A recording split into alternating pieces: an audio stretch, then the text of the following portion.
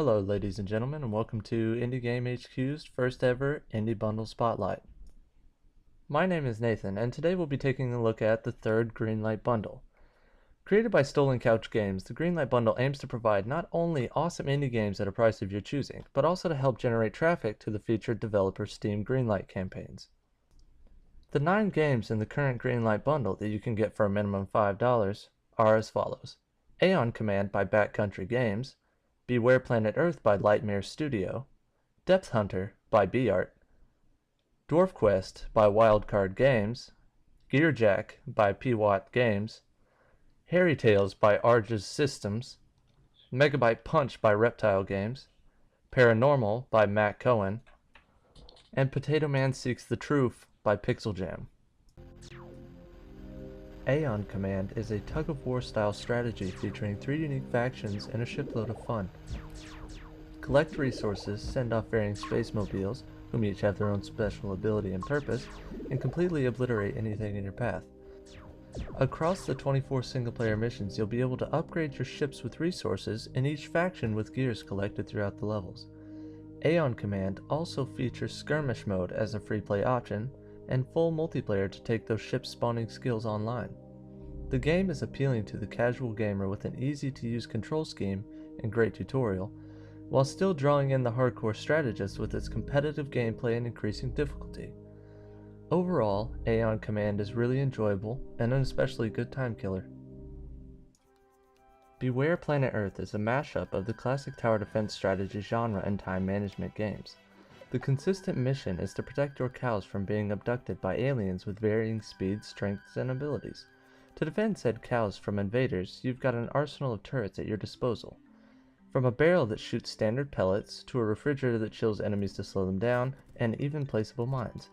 In later levels, you'll also receive an alien ray gun to help your turrets and even knock disguises off of incognito enemies.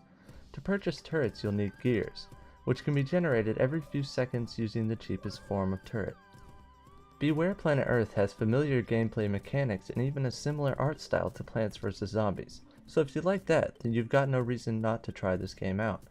BPE is very appealing to casual gamers, as waves do not take very long to complete once you've got a decent turret setup, and also to the more hardcore crowd, with the added veteran mode feature, which, as you might have guessed, makes the game a lot harder.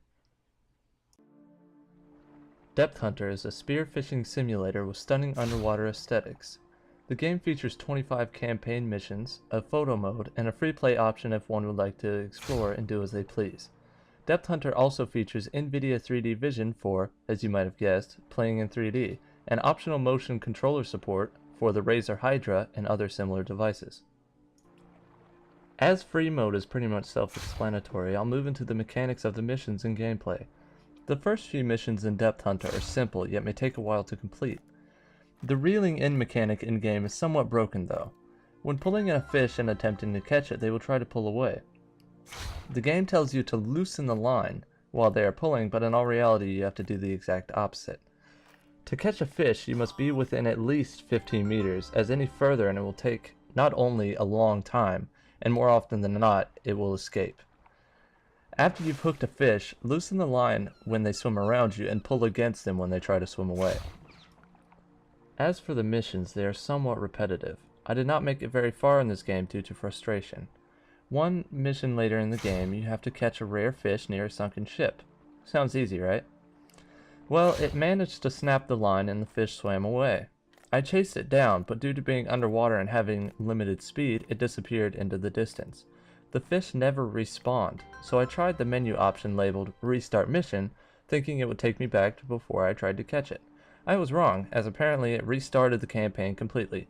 Needless to say, I won't be playing this game again. I must say I apologize for the somewhat rant, but I felt it necessary to share my experience with Depth Hunter. The game is obviously more suited to those interested in diving and or spearfishing, and not necessarily to the more casual gamers. Dwarf Quest is a 3D roguelike featuring fast-paced turn-based combat, battle cards to enhance your skills when fighting, and 9 levels, which includes 2 bosses.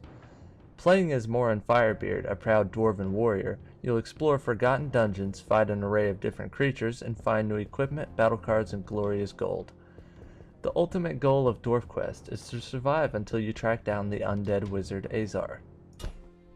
Gameplay in Dwarf Quest is reminiscent of board games due to the turn-based attacking while in combat and using cards to buff yourself during a fight.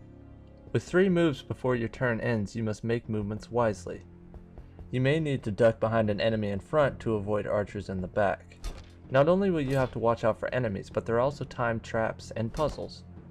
Sadly, as you traverse the levels of the dungeons, you find your dwarven brethren slain and left to rot, but you can rejoice as they may have useful equipment. Overall, Dwarf Quest should be an enjoyable experience for those who like strategy, roguelikes, dungeon crawlers, turn-based games, or even dwarves. I've enjoyed what I've played so far and definitely recommend checking this game out. Gearjack is a hardcore slide and jump / auto runner with a fantastic art style.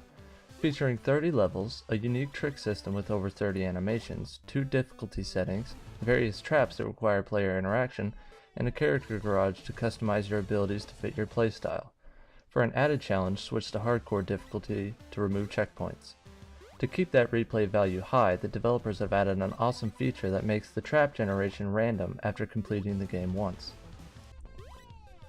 Gearjack definitely relies heavily on timing. There are numerous points in each level which require you to jump or slide at the right time to avoid exploding and being sent back to either your last checkpoint or the beginning of the level. The trick system adds some fun and excitement to the timing mechanic as it slows everything down and you get to see every intricate movement Jack makes. To make things easier, there are numerous upgrades available to make Jack jump higher, run faster, and even roll quicker. These upgrades are meant to adjust Jack's skills to your playstyle, and it does that very well. In the end, Gearjack is a challenging yet unique and fun twist on the auto-run genre. I like the upgrade system, the various tricks Jack can perform as time is slowed, not to mention the traps that force the player to pay attention to the surroundings. You will die a lot, and it can be frustrating, but I still highly recommend giving Gearjack a few moments of your time.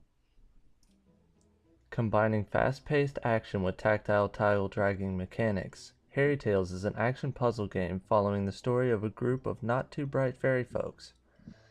You must help them with the twisted evil puzzles that are corrupting their land.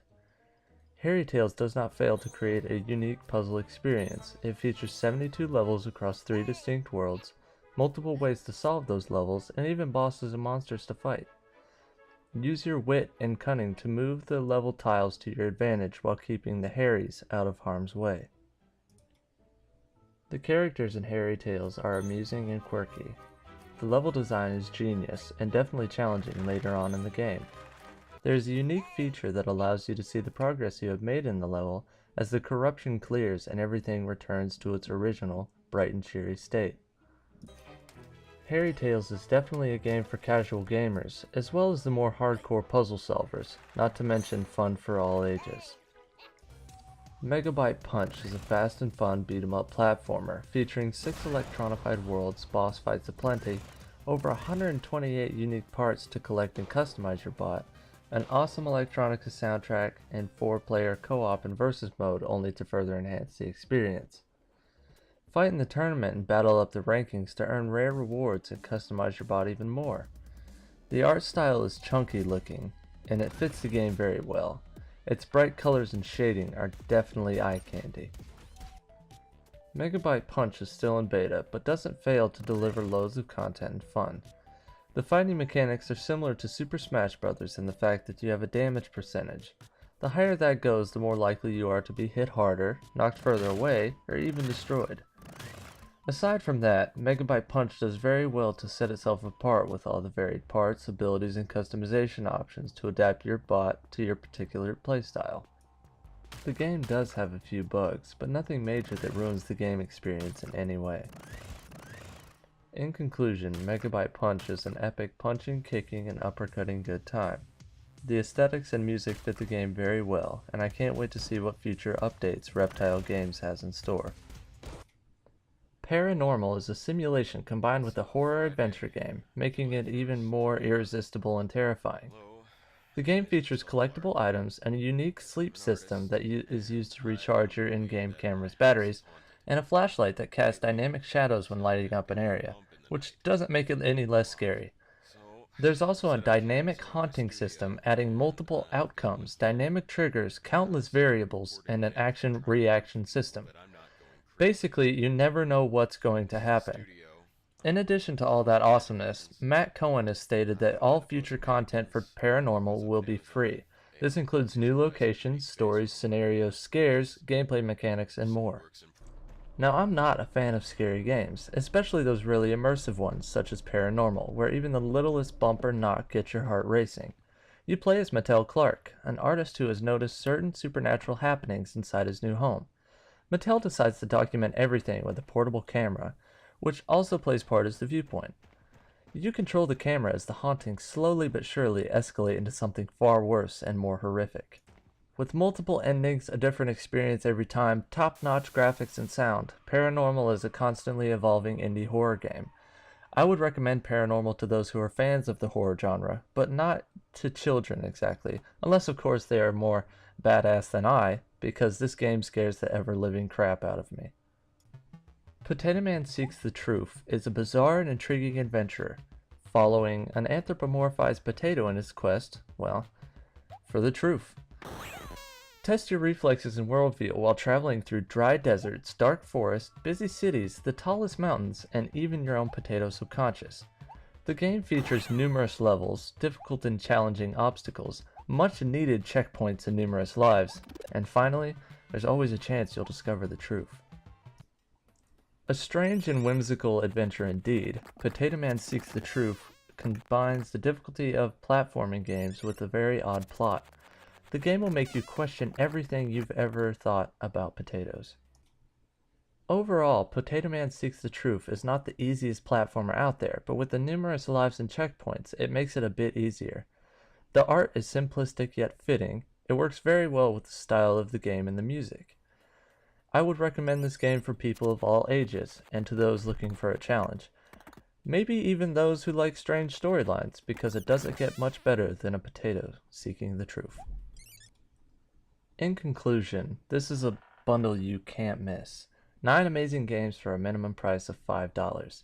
You can of course raise that minimum if you're feeling particularly generous and would like to help support these indie developers. As of this recording, there are 2 days, 1 hour, and 43 minutes remaining, with close to 3,000 bundles sold. Not a lot of time left, so if you got an extra $5 or more to spare and want some awesome games, the Greenlight Bundle is right up your alley.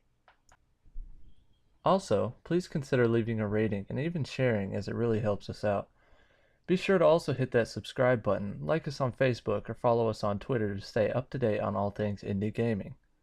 Thanks for taking the time to watch this video. Again, this is Nathan signing off from Indie Game HQ.